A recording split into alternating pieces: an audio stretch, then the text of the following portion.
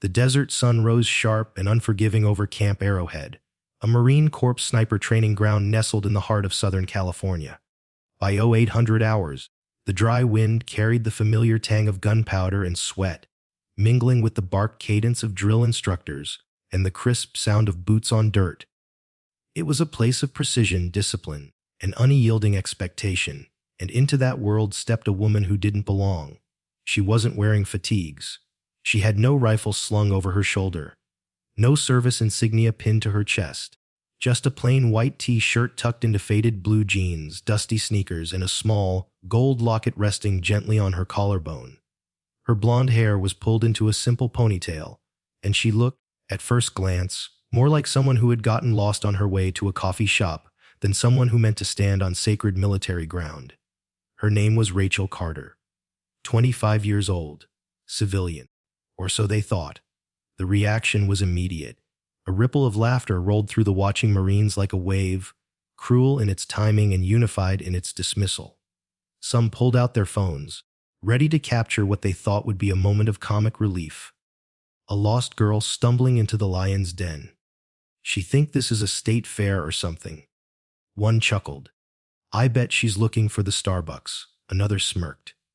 Then came the voice of authority.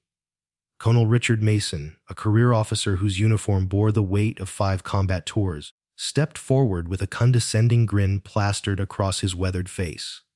Get the civilian off my range before she hurts herself, he said, loud enough for everyone to hear. This isn't a tourist attraction. Rachel didn't move. She didn't flinch. She didn't even blink. Her pale blue eyes scanned the field, not with panic, but with a quiet, calculating awareness.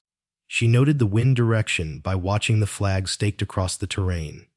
Her gaze lingered a second longer on the elevation markers near the 1,000-yard targets. Her posture was effortless, her hands steady. To most eyes, she looked vulnerable, out of place, fragile even. But not to Master Gunnery Sergeant Linda Chen, who had just arrived from the command office with paperwork in hand. 25 years in service had taught Chen to look beyond appearances, and what she saw in Rachel made her pulse quicken. Something wasn't right. Chen's eyes caught on the clearance codes buried in Rachel's visitor badge, codes that didn't match any civilian background she'd seen. And then there was Rachel's stance, weight-centered, knees soft, shoulders relaxed but aligned with exit routes, like someone trained not just to shoot, but to survive. Colonel Mason hadn't noticed. Or if he had, he didn't care. This isn't a place for therapy sessions, sweetheart, Mason said, his voice thick with mockery. Go cry about your feelings somewhere else. More laughter, more jeers. Rachel finally spoke. Just 3 words. 1 shot, sir. Her voice was calm, but there was something beneath it, something that silenced a few of the grins and made more than one hand lower a phone. It wasn't fear. It was restraint. Sergeant Chen stepped forward, trying to intervene, but the colonel waved her off with practiced arrogance. I've run this range for 15 years, Gunny. I think I can handle one confused tourist. But Rachel Carter wasn't confused. She had requested access to the range for personal reasons, citing the recent memorial service of her mother, a Navy servicewoman who had died in the line of duty. She claimed she wanted to experience the environment where her mother had trained, where her legacy had begun. The paperwork had been stamped, the authorization granted, and no one had thought to question it further. No one, except Rodriguez, the 42-year-old desk sergeant who'd processed her request that morning. A father of 3, a quiet man who'd served in Iraq, Rodriguez had felt something unsettling in the stillness of Rachel's demeanor. Not coldness, not grief, something else, something deeper. As she walked away from his desk that morning, Rodriguez had said, almost on instinct, Mom, whatever it is you're looking for, I hope you find it. She had paused, nodded once, and walked on, and he couldn't stop thinking about it. Now, as he stood quietly at the edge of the range, watching her endure the jeers of half a dozen young Marines, he saw it again. That stillness. The kind of calm that doesn't come from peace, but from carrying something heavy for far too long. Corporal Ethan Moore, barely 19, from rural Montana, had joined the Marines looking for a life bigger than his small town. But something about the way Rachel stood reminded him of his mother, strong, silent, unshakable.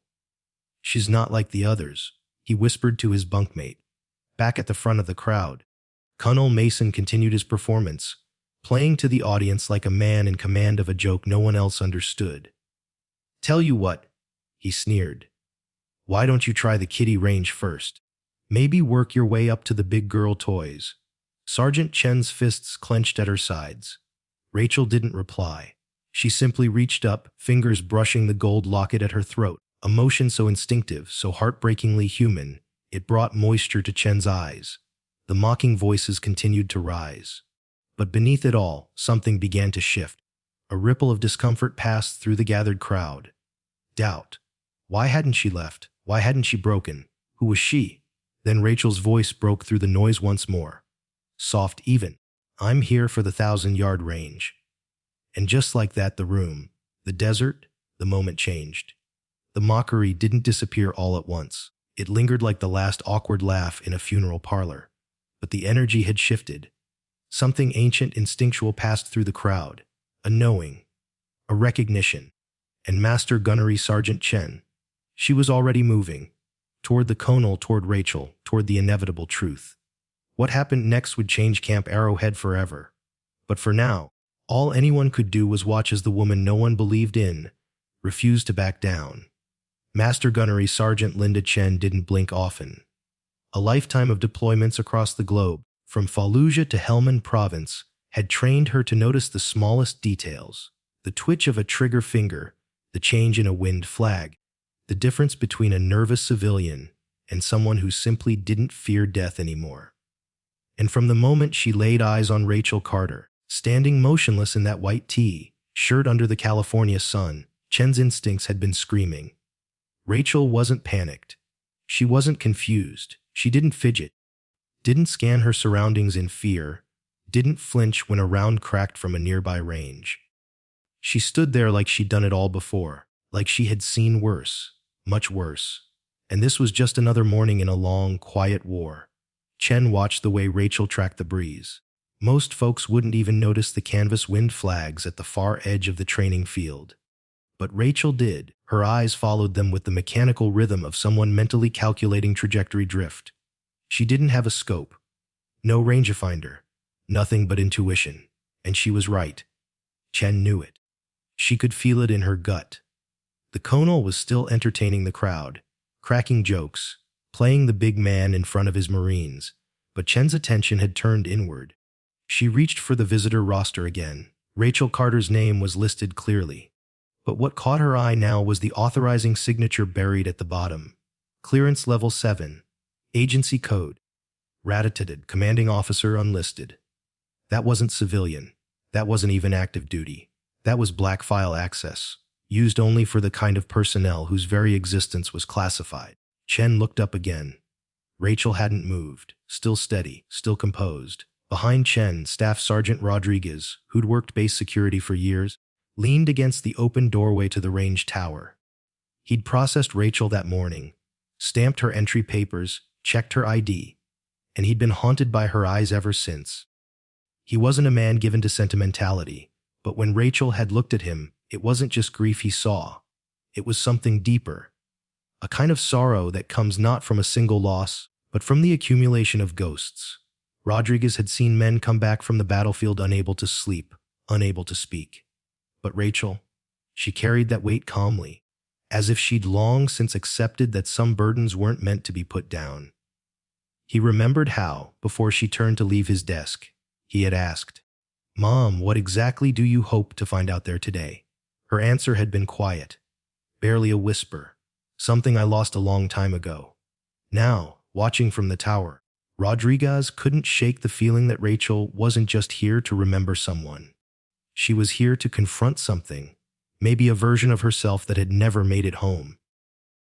Back on the range, Corporal Ethan Moore, the young Marine who had lowered his phone first, was struggling with what he was seeing. Rachel hadn't so much as blinked through the barrage of sarcasm and condescension. The more he watched her, the more he noticed something that bothered him. Not because it was wrong, but because it was too right. The way she shifted her weight when the wind gusted. How she always kept her back to the solid concrete wall. The subtle way she never allowed more than 2 Marines to stand between her and an exit. He'd seen instructors do that. Seasoned snipers who always positioned themselves with full tactical awareness, even during lunch breaks. She was doing it effortlessly. But she wasn't military, was she? At that moment, Private First Class Jamie Allen, barely out of boot camp, tried to impress his friends by strutting past Rachel and waving a toy pink squirt gun he'd snuck into his gear bag. "This one's more your speed, lady," he called out, grinning. Rachel didn't respond, didn't even glance at him. But Chen, now standing nearby, did. She turned slowly, looked Allen in the eye, and said just loud enough for him to hear, "You might want to put that away before you embarrass yourself in front of someone who could outshoot every man on this range." Allen blinked, laughed nervously. "She's a civilian." Chen's reply came instantly. So was Annie Oakley. Behind them, Rodriguez's voice crackled over the radio to Chen. "Gunny, you see her hands." Chen turned her eyes. Rachel had clasped her fingers gently at waist height, right over the locket. But something was off. Her right hand was positioned just slightly above her left. The stance was subtle, easy to miss. But to trained eyes, it was clear Rachel was standing as though she were ready to draw a sidearm. Fast. No civilian does that. And then, as if the universe had heard their suspicions, Rachel's fingers began to trace a slow, unconscious pattern across her palm, an old Marine habit used in recon units. It was a calming technique, drilled into snipers to maintain stillness during long Overwatch missions. She wasn't aware she was doing it. That's what made it so revealing. Rodriguez stepped away from the tower and began walking briskly toward the field. At the same moment, Sergeant Linda Chen intercepted Colonel Mason, trying one last time. "Sir," she said, her voice tight with urgency, "we need to re-verify her credentials. There are indicators." Mason didn't let her finish. "I don't have time for wild guesses and gut feelings." "Gunny," he snapped. "We've got training cycles to run. If she's on the range, she was cleared. Now back off." Chen clenched her jaw, resisting the urge to salute with something sharp and verbal. She looked back at Rachel. The young woman's breathing hadn't changed once. Her gaze remained locked toward the firing zone, even as the jokes and taunts carried on behind her. But Chen noticed something else now. Rachel's jaw was tight, not from fear, but from restraint. And then it happened. One of the Marines muttered a joke about Rachel's mother. Something vile, something that crossed a line, and Rachel flinched. Barely, just a tremor in her chin, but it was enough. Enough for Chen to see at the grief, the rage, the battle between memory and discipline fighting just beneath the surface. Rachel reached up and touched the gold locket at her throat. The gesture was tender, too human for this place. And Chen felt it, deep in her gut. That woman out there wasn't just someone with a story. She was someone with history. Combat history. And before this day was over, the men laughing at her now would learn exactly what kind of ghost they'd been mocking. For nearly 2 hours, Rachel Carter had stood at the edge of the sniper range like a statue. Still, silent, and utterly unfazed. The jeers had faded, the jokes had become uneasy whispers, and yet she hadn't moved, not an inch. She was waiting. Then, without ceremony, she stepped forward and did something no one expected. She reached into her canvas bag with a fluid, practiced motion, so smooth that it made a few of the Marines flinch, and pulled out what looked like a military ID. But this wasn't the standard laminated badge you flash at a gate checkpoint. This one was black matte, and marked with an embossed insignia that very few people had ever seen, and even fewer had the clearance to understand. Colonel Mason's smirk cracked in half. He took the ID with a chuckle that died somewhere in his throat, and then he saw the authorization code. His face lost its color in slow motion like a time-lapse sunset in reverse. His hands, once so steady, began to tremble. He read the name. He read it again, and then he looked up, eyes wide, and stared at the young woman he had spent the morning mocking like she was a lost tourist. "Rachel Carter," he said hoarsely. "Codename 227. The title hung in the air like a thunderclap. Sergeant Linda Chen, already halfway to Mason's side, saw the badge over his shoulder and froze. Her knees nearly gave out. Her throat locked up with emotion. She snapped to attention and saluted, the motion so sharp it could have cut glass. "Mom," Chen whispered, voice breaking. "I served as your spotter during Operation Longbow. I thought we lost you. That did it." Every phone dropped. Every whisper died. The jokes were gone. The laughter turned to stunned silence as realization spread across the field like wildfire. Even those too young to know the name Widow 27 instinctively understood they were standing in the presence of someone their instructors only spoke of in hushed tones, if at all, because Widow 27 wasn't a name that appeared in recruitment manuals or official briefings.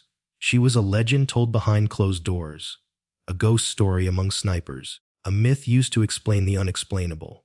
Rachel Carter had earned that call sign when she was only 19. On a rooftop in Kandahar, she made a shot that was considered physically impossible, 400 yards through a cluttered urban environment. The target was a suicide bomber wired to detonate in a crowded market. One bullet, 200 lives saved. A shot no computer could calculate. The brass had called it physics-defying. Rachel had called it just instinct. And then she disappeared. No public medals. No retirement ceremonies. Just silence. Until today. Now, standing on this dusty training field surrounded by Marines who had just spent hours mocking her, Rachel Carter held her ground with quiet grace. No anger, no smugness. Just the same stillness she'd carried all morning. Colonel Mason, still holding her ID like it might explode in his hand, finally looked up again. "What kind of clearance? What kind of authorization?" His voice trailed off. He knew the answer. She had the kind of clearance that came with more ghosts than glory. The kind of missions where success meant no one would ever know, and failure meant no one would ever find your body. Rodriguez, the staff sergeant who had seen the sorrow in her eyes that morning, stepped forward slowly. "Mom," he said softly, "forgive us." Rachel didn't reply. She didn't need to. The room, the entire desert, seemed to contract around her. Someone whispered, "That's the daughter of Commander Elena Carter, the Eagle's Eye." Another silence, even heavier than the last. Because Elena Carter wasn't just a name. She had been the Navy's top sniper, a woman who redefined long-range warfare. They called her Eagle's Eye because nothing escaped her scope. She had 5 confirmed saves at over 200 yards. Her record still held, until her daughter broke it. Rachel's mother had died when Rachel was 16, during a classified operation somewhere near the Afghan-Pakistan border, an unnamed valley where the maps ran out. They sent Rachel a folded flag and a citation she wasn't allowed to talk about. The story given to the rest of the family was sanitized. Training accident, they'd said. Rachel never corrected them. At 16, she had sat beside her mother's casket in silence, wearing a dress too stiff and shoes too tight, pretending she didn't know the truth. But she knew. She'd known the moment the Navy officer at the door refused to meet her eyes. That was the day something inside Rachel had shifted. The day she stopped being a daughter and started becoming a weapon. Chen approached slowly now, her voice shaking as much as her hands. "What you did in Kandahar. I've never seen anything like it. Nobody has." Rachel blinked. Tears welled in her eyes, not from pride but from weight. "I see their faces," she whispered. "Not the target, the children, the mothers, the ones who got to go home. And then I see her. I see my mom. And I wonder, would she be proud?" The silence that followed wasn't just reverent. It was devastating. Because the answer to that question wasn't simple. Sergeant Kyle Benson, a combat vet who'd trained snipers overseas, stepped forward with trembling lips. "You saved my sister," he said. "She was in that market in Kandahar. She told me about the shot. We never knew who pulled the trigger. It was you." Rachel looked at him and her eyes softened. "She deserved to go home," she said. And suddenly, all the cruelty, all the mockery, all the dismissiveness, they weren't just foolish. They were shameful. Private Moore, the 19-year-old who had seen her strength before he understood it, lowered his head in regret. A lump caught in his throat. They hadn't just mocked a civilian, they had mocked a hero. They had mocked a daughter. For a moment, no one moved. The rifle range, once echoing with laughter and juvenile banter, now stood frozen in time. The only sounds were the distant cracks of live fire on the neighboring field and the dry rustling of desert wind scraping across the gravel. Rachel Carter remained motionless, standing beneath the weight of revelation like a monument carved from memory and sacrifice. Her Black Ops credentials were no longer a question. The name Widow 27 was no longer a rumor. And yet, she did not gloat. She did not scold. She simply stood. It was Colonel Richard Mason who broke the silence, though his voice was no longer booming with arrogance. It was thinner now, strained. You should have said something, he muttered, trying to reassemble the shreds of his authority. Rachel turned her head slowly, her expression unreadable. Her voice, when it came, was soft. Too soft. "I didn't come here for recognition, sir," she said. "I came here because I lost my mother on a battlefield no one's allowed to name." The words struck harder than any rebuke. Even the youngest Marines felt it. The shame didn't arrive like a thunderclap. It arrived slowly, like fog rolling through a town that hadn't expected rain. One by one, they realized the magnitude of what they had done. The names they had called her, the laughs they had shared, the cameras they had aimed at her like weapons of humiliation. And yet she hadn't flinched. She hadn't fought back. She had stood there, enduring it all, with the same focus and patience she'd once used to hold a crosshair on target for hours in a war zone. Corporal Ethan Moore stepped back, as if trying to create space between himself and the person he'd been that morning. The guilt was too heavy to carry standing so close to her. Nearby, Private Jamie Allen, the young Marine who had joked about toy rifles and Starbucks, tried to erase the video from his phone. But the image was already burned into his mind.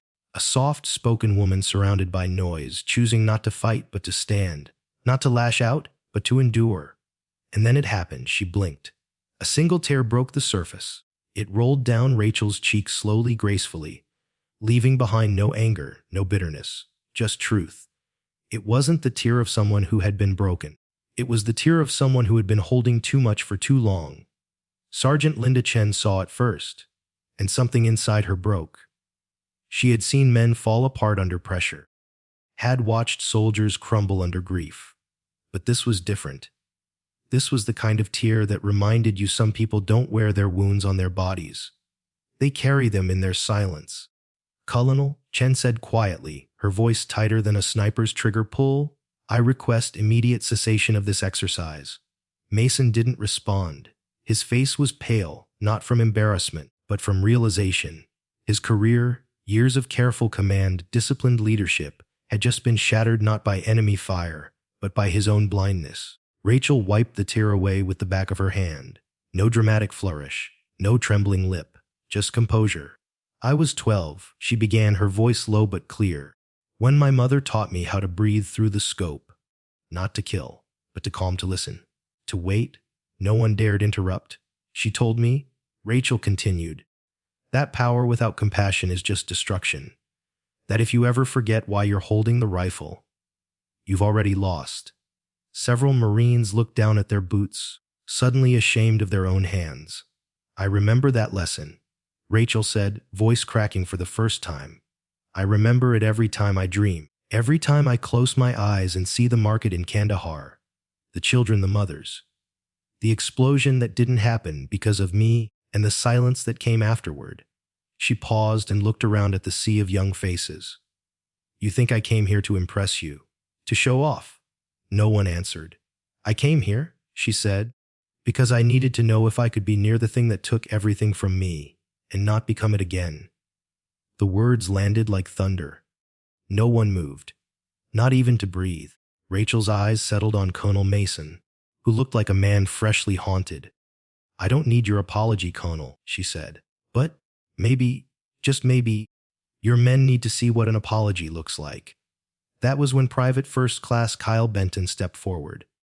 "I'm sorry, ma'am," he said, standing stiff, eyes wet. "I didn't know," she nodded once, not out of superiority, but out of grace. Others followed. "I didn't know either. I'm sorry. I was wrong." One by one, the crowd of Marines slowly transformed from a room of skeptics into a field of repentant young souls. Boys and men learning, maybe for the first time, that strength isn't always loud, and courage doesn't always look like what they've been taught. Rachel took a step forward toward the firing lane. "I asked for the 1,000-yard range," she said again, "and I meant it." Rachel? Chen called softly, her voice filled with both pride and concern. You don't have to prove anything. Rachel looked back. I'm not proving anything, she replied. I'm reminding myself I can still hold it without letting it hold me. And with that, she approached the shooting bench like a pilgrim returning to a sacred altar, not to offer a sacrifice, but to reclaim something long lost. As the sun began to climb higher over Camp Arrowhead, and the wind calmed just enough to make the flags flutter gently, Widow 27 laid one hand on the rifle stock, not to prove she could shoot, but to prove she could stop. The sky over Camp Arrowhead burned a deep orange as the sun arced toward its noon zenith. Marines who had once mocked her now stood silent, locked in uneasy stillness as Rachel Carter, the woman they had dismissed as a lost civilian, walked slowly toward the command table at the edge of the firing line. She reached into her bag again, not fast, not flashy, but with deliberate, measured control, the way someone trained to diffuse tension would handle a grenade without a pin. Every eye followed her hand. Out came a small black case, worn at the corners, its edges scarred by time and travel. She flipped it open and revealed a single identification card. Not standard military, not civilian contractor. This one had weight. It was deep matte black, embossed with a minimalist insignia that shimmered faintly in the sun's a falcon diving into wind. Below that, white letters. Clearance level 7.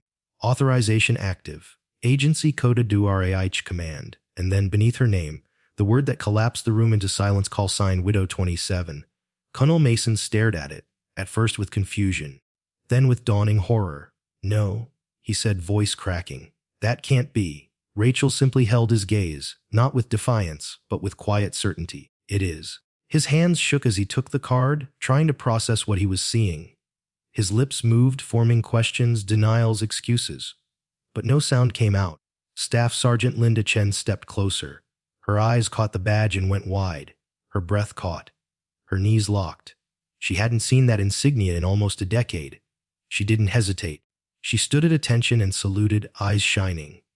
Widow 27, she said softly. Mom, I served as your spotter in Operation Longbow. That moment detonated the emotional core of the room. Phones were lowered. Breathing became shallow, and a collective realization swept over the Marines like a sandstorm ripping through brittle illusions. They hadn't mocked a tourist. They hadn't mocked a civilian. They had mocked her. One of the most legendary long-range operatives in modern history, known not by medals, but by whispers, by fragments of classified reports and impossible outcomes. Rachel Carter, Widow 27. A name so deeply buried that even some senior officers believed she was a myth. A ghost created to explain bullet paths that didn't make sense. Targets that fell before the team even knew they were in danger. But she was no myth. She was standing in front of them. Colonel Mason's face turned to ash. How is this possible? He whispered. Chen answered for her, voice barely steady. She walked away. After Kandahar, after everything she gave, she disappeared from all records because she asked to. Because she'd done enough? Rachel's voice was soft but unwavering. Because I became something I never wanted to be. And then, like a stone dropped into a still pond, another truth emerged.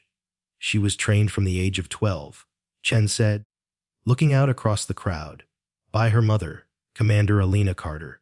The eagle's eye gasps. Even the youngest Marines had heard that name. The legendary Navy sniper who had once dropped 5 targets in under 8 seconds at over 100 yards.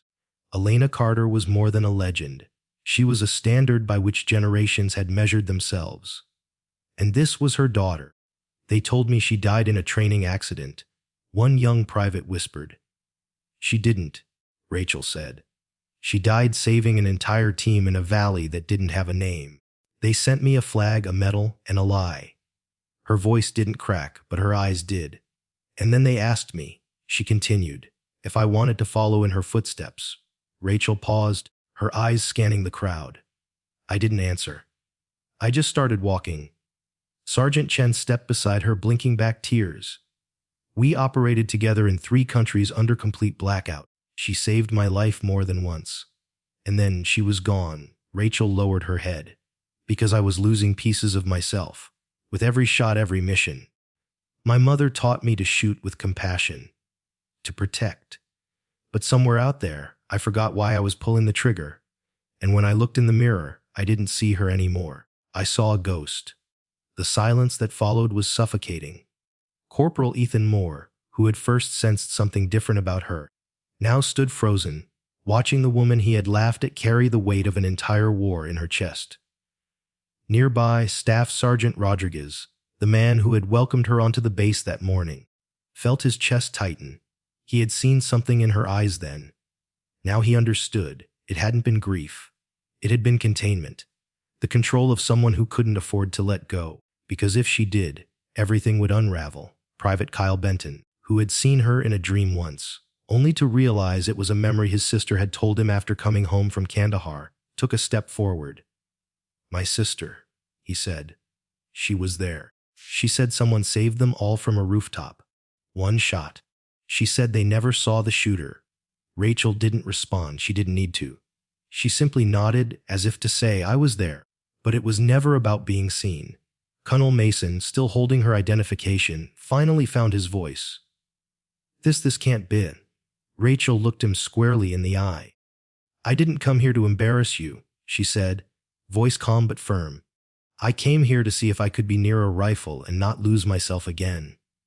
She turned away from him, not out of disrespect, but because she was done explaining.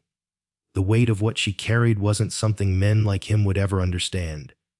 She looked toward the 1,000-yard range. The rifle was already set on its rest, waiting. The crowd of Marines parted like a sea as she walked past them. No one moved, no one spoke. All they could do was bear witness, because the woman who had once disappeared to save what little humanity she had left was now choosing to return, not to fight, not to conquer, but to remember who she was, and to remind them what true strength looked like. There is a kind of silence that doesn't just fill the air, it changes it. It makes the wind seem hesitant, the gravel underfoot feel louder, and every breath feel like it's too heavy to exhale. That was the silence that swept across Camp Arrowhead's 1,000-yard range the moment Rachel Carter's identity was revealed. She wasn't a lost civilian. She wasn't a grieving daughter in search of closure. She was Widow 27, the sniper whose name was spoken only in classified debriefings, a ghost whispered about in elite units, a symbol of what it meant to make the impossible shot, and then carry the weight of it alone. And now, the same men who had mocked her, who had called her soft, lost, out of place, stood under that blazing sun, awash in the realization that they hadn't just disrespected a veteran, they had humiliated a hero. Private First Class David Thompson, the youngest Marine on the field at just 18, felt like the earth had dropped out beneath him. He had laughed, he had recorded, he had nudged his bunkmate when Colonel Mason made cracks about Starbucks and big girl toys. But now he couldn't even lift his eyes from the ground. His sister, Emily, had joined the Air Force just last year. She was small, blonde, determined in that quiet way only women with something to prove can be. He defended her against doubters. He had believed in her. And yet, just hours ago, he had laughed at Rachel Carter as if she were nothing. His throat tightened. A wave of shame moved through his chest like cold water. "I didn't know," he whispered to no one in particular. But that didn't make it right.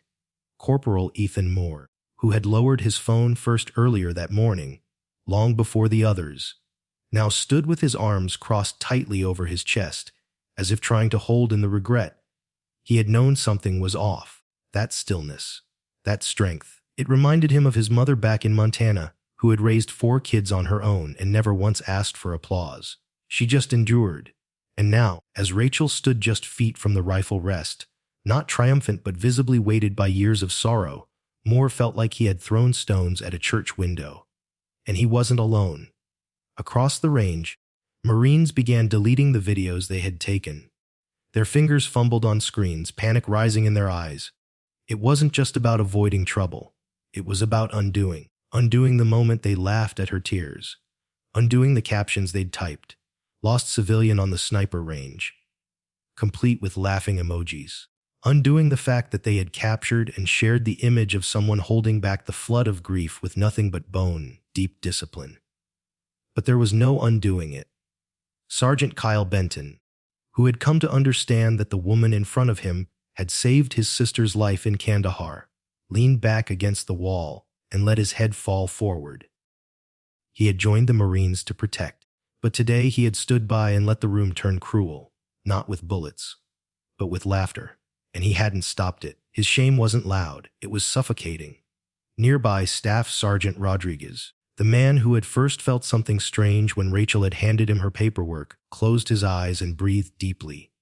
He had known, maybe not her name, maybe not her record, but something in her eyes had whispered that she was carrying far more than grief. And he had still waved her through, thinking, whatever she's looking for, I hope she finds it. Now he knew. She had found it. Or maybe it had found her. Colonel Richard Mason hadn't moved. He was still holding Rachel's black identification card, like it might burn his fingers. His chest rose and fell in shallow gulps. His years of command, his medals, his pride, none of it meant anything in this moment. He hadn't just misjudged her. He had publicly degraded her. And now, the Pentagon was calling.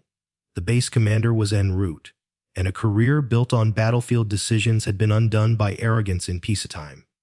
But the worst part, it wasn't the reprimand to come. It was the look in Rachel Carter's eyes when she had said, I didn't come here to impress you. I came here because I lost my mother. There was no fury in her voice, no triumph, only sorrow, and somehow that cut deeper. Sergeant Linda Chen, standing a few feet away, couldn't stop watching Rachel's face.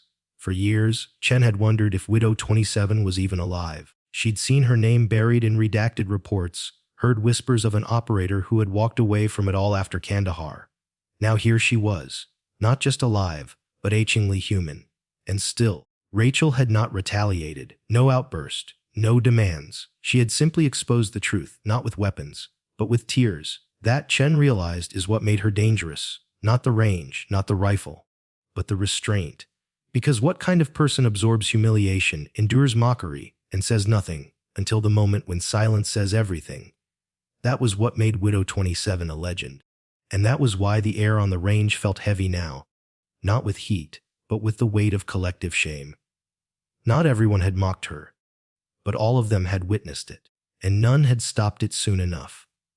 As Rachel approached the rifle rest, someone murmured, she shouldn't have to prove anything. Another voice replied, she already has. Private Thompson stepped forward slowly, his boots crunching on the gravel. He stopped a few feet behind her and, with a shaking voice, said, Mom, I'm sorry. I didn't know. Rachel turned just slightly. Her eyes met his. I know, she said gently. But now you do, and that was it. No lecture, no judgment, just the truth spoken with grace. Because Rachel Carter had learned the same lesson her mother once whispered to her on a quiet Virginia hillside. Power without compassion is just destruction. Today, she had shown them both. She could wield power, and she could choose not to, and that made all the difference. The 1,000-yard range stretched out before her like a desert promise, hot, still, and honest. To most, it looked like nothing more than sand and steel. A slab of sun-baked earth ending in a distant, white target barely visible to the naked eye. But to Rachel Carter, it was something far more intimate. It was a confrontation, not with a target, but with herself. She stood quietly beside the rifle rest, hands resting gently on the stock of the sniper rifle that had been prepared for demonstration exercises earlier that morning. She hadn't brought her own weapon. She hadn't needed to. The challenge wasn't about tools. It was about restraint. Behind her, the gathered Marines remained still, some with heads bowed, others watching with raw expressions of guilt and reverence. The mockery was gone. The cameras were off. This was no longer entertainment. This was absolution. Sergeant Linda Chen stood closest, still emotionally reeling from seeing her former spotter alive and standing on that firing line. She wanted to speak, to say, you don't have to do this. But something stopped her. Maybe it was the quiet strength in Rachel's breathing. Maybe it was the way Rachel had reached out and placed her hand on the rifle as though greeting an old friend. Or perhaps it was the faint tremor in Rachel's fingers, the only hint that this moment wasn't about skill, but about memory. Rachel closed her eyes for a second, and in that second, she was 12 years old again, lying prone in tall grass with her mother beside her, whispering wind calls and breathing techniques between heartbeats. She could still feel the heat of the sun on her shoulder. still hear the hum of Virginia cicadas and the proud quiet in her mother's voice. Feel the break of the trigger, her mother had said, but never forget why you pulled it. Rachel inhaled, then opened her eyes. The scope shimmered in the light, the glass warmed by the sun. She bent low, settling into position, letting the rifle mold itself into her shoulder, like slipping into a skin she'd once worn daily. And for the first time in years, she didn't feel like a ghost. She felt present. She aligned her sight. The target swam for a second, caught in the heat mirage, but then clarified. The world narrowed to breath and crosshairs.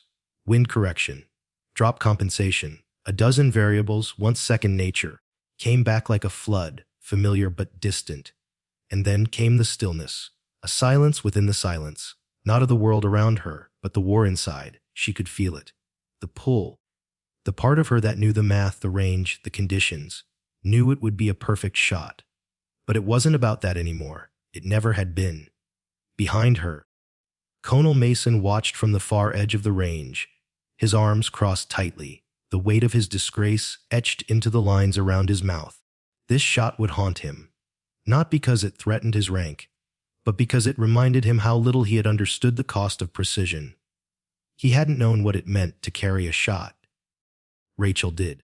She had carried dozens, hundreds, some that saved lives, some that took them, but all of them lived inside her, and that was the weight she had returned to face, not a test of her aim, but a test of her soul. Slowly, she adjusted her cheek weld and aligned the scope. 1,000 yards, no spotter, no support, one bullet. The old voices began to creep back in.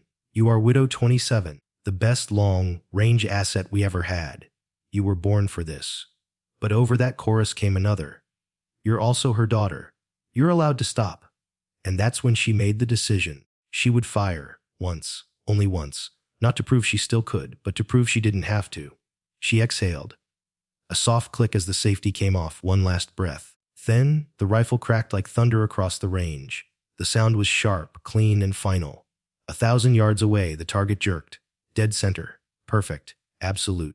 The kind of shot that ends arguments, training exercises, and legacies. But Rachel didn't rise. She stayed there, cheek still against the stock, eyes still in the scope. Because the shot wasn't the end. It was the moment after that mattered. And in that moment she wept, not from pain, not from grief, but from release. Behind her, the Marines didn't cheer. They didn't clap. Not a single sound escaped their lips. They had just witnessed something sacred.